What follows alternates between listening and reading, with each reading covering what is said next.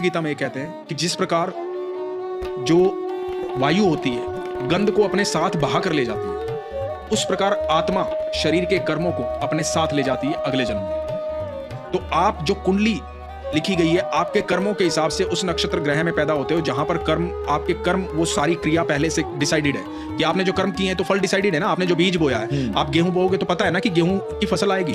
आप आम बोओगे तो आम लगेगा, ये तो पता है ना। तो आपने जो कर्म किए हैं तो पहले से ही पता है, कुंडली वही तो बता रही है कि ये फल उगेगा। प्रमाणित है ना ये बात, करेक्ट है। तो कुंडली वही बता रही है कि ये फल उगेगा, लेकिन भगवान आपको हर सुबह कुंडली बदलने का मौका देते हैं। हर सुबह हर क्षण आपको मौका देते हैं। कैसे? जब जीव अगला जन्म ले लिया, अगला जन्म ले लिया, उससे अगला जन्म ले लिया, तो हर बार हर जन्म में हर दिन हर क्षण आपको ये मौका मिला कि आप अपने कर्मों को रोक सकते हैं। भगवान क्या कहते हैं कि अपने कर्मों को मुझे समर्पित कर दे, तेरे सारे प्रारब्ध खत्म।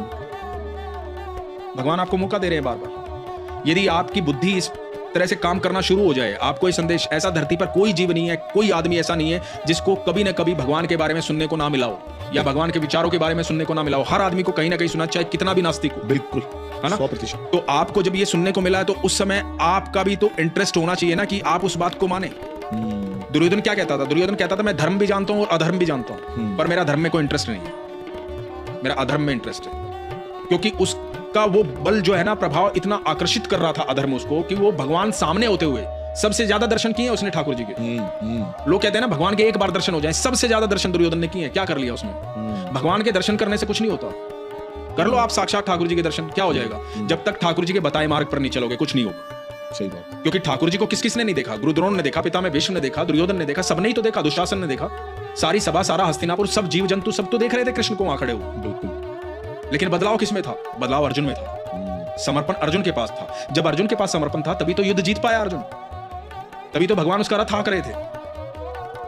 तो भगवान आपके समर्पण से आपके पास आते हैं, भगवान के दर्शन से कुछ नहीं होता। लोग कहते हैं ना एक बार दर्शन हो जाए ठाकुर जी के, अरे दर्शन नहीं, दर्शन तो हो जाएंगे।